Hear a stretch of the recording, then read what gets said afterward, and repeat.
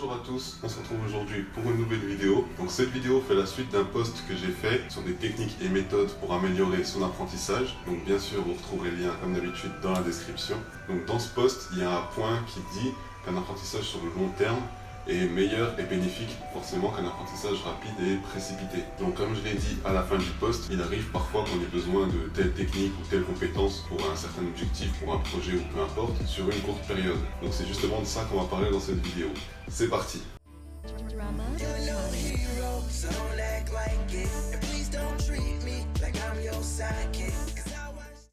Donc dans cette vidéo, on va traiter d'apprentissage rapide et je vais vous parler de deux types d'apprentissage rapide. Donc le premier, ce sera l'apprentissage rapide ponctuel et le deuxième, l'apprentissage rapide anticipé. Donc ça sert à rien de chercher ces termes sur internet, ils n'existent pas, c'est moi-même qui les ai définis comme ça et je vais vous expliquer pourquoi.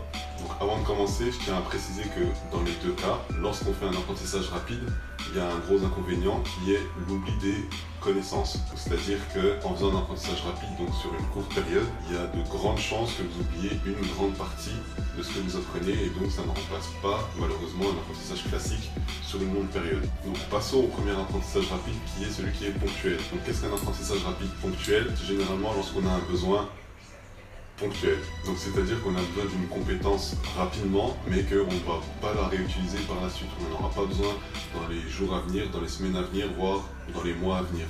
Donc pour cela, ce qu'on va faire au niveau de l'apprentissage, on va vraiment se focaliser sur ce dont on a besoin. On ne va pas apprendre l'ensemble de la compétence, mais uniquement les points qui nous sont utiles pour l'objectif visé. Donc au niveau de l'apprentissage, pareil, on va utiliser les mêmes techniques d'apprentissage qu'un apprentissage classique. Donc vous les retrouverez dans le post sur le blog, par exemple, d'être concentré, de pratiquer, etc. Mais bien évidemment, ça sera plus rapide et plus intense vu que la période d'apprentissage sera réduite. Donc pour vous donner un exemple concret par rapport à ma propre expérience, il y a quelques années de cela, j'ai participé à un concours d'entrepreneuriat. On était par équipe et on devait réaliser justement un business plan sur un projet entrepreneurial. Donc je m'occupais un petit peu de la partie technique, création du site web de présentation, etc. Et je devais également m'occuper de l'étude de marché. Le problème c'est qu'à cette époque, j'avais un profil purement technique et j'avais aucune connaissance en termes d'études de marché. Donc bien évidemment, j'avais pas le temps d'apprendre toutes ces compétences qui est l'étude de marché, pourquoi on fait une étude de marché, comment ça marche, etc. Vu que j'avais d'autres aspects à gérer au niveau de ce concours et également d'autres choses à gérer comme mes cours, etc.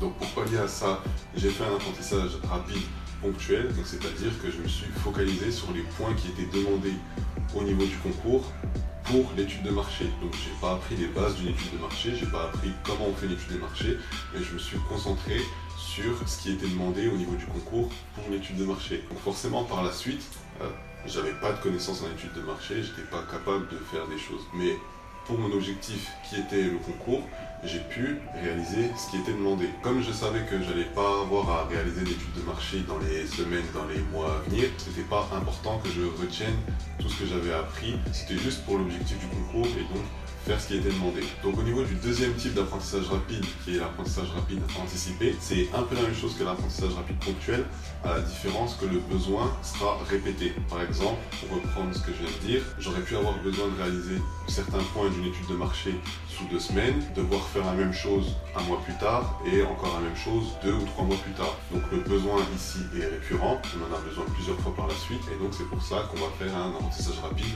anticipé. Donc l'un des problèmes qui peut arriver avec cette récurrence, c'est que les besoins de la compétence visée ne soient pas les mêmes à chaque fois. Ici, pour l'étude de marché, c'est un sujet assez vaste.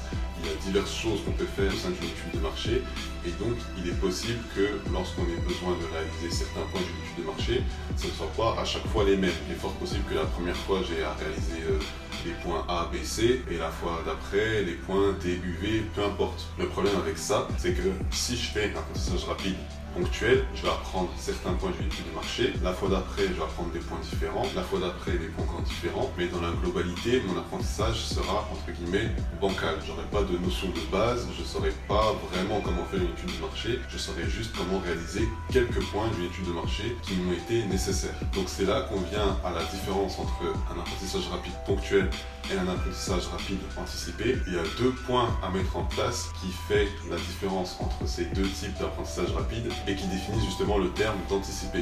Donc le premier point, c'est que lorsqu'on fait son premier apprentissage rapide, lorsqu'on a besoin de la compétence pour la première fois, au lieu de se focaliser sur ce dont on a besoin pour atteindre son objectif, on va dans un premier temps apprendre les bases de la compétence visée. Une fois qu'on a appris vraiment les bases de la compétence, là on va se focaliser sur son objectif à atteindre la première fois. Le deuxième point à mettre en place, entre les moments où on a besoin de la compétence, on va continuer son apprentissage. Pour toujours reprendre un exemple de mon expérience personnelle, j'ai voulu créer un blog et une chaîne YouTube et ça remonte à pas très longtemps, il y a quelques semaines environ, et pour justement faire une chaîne YouTube, il faut faire des vidéos. Pour ma première vidéo, il fallait que je la tourne et que je la monte. Le problème, c'est que j'avais jamais monté de vidéo, et donc il fallait que j'apprenne à monter une vidéo pour pouvoir publier une première vidéo avec une qualité minimum. Le problème, c'est que j'avais pas le temps de me lancer dans l'apprentissage de montage vidéo, ça m'aurait pris trop de temps, j'avais d'autres choses à gérer, et donc c'était pas possible. Donc ce que j'aurais pu faire, c'est un apprentissage rapide ponctuel, donc c'est-à-dire que mon objectif c'était ma première vidéo,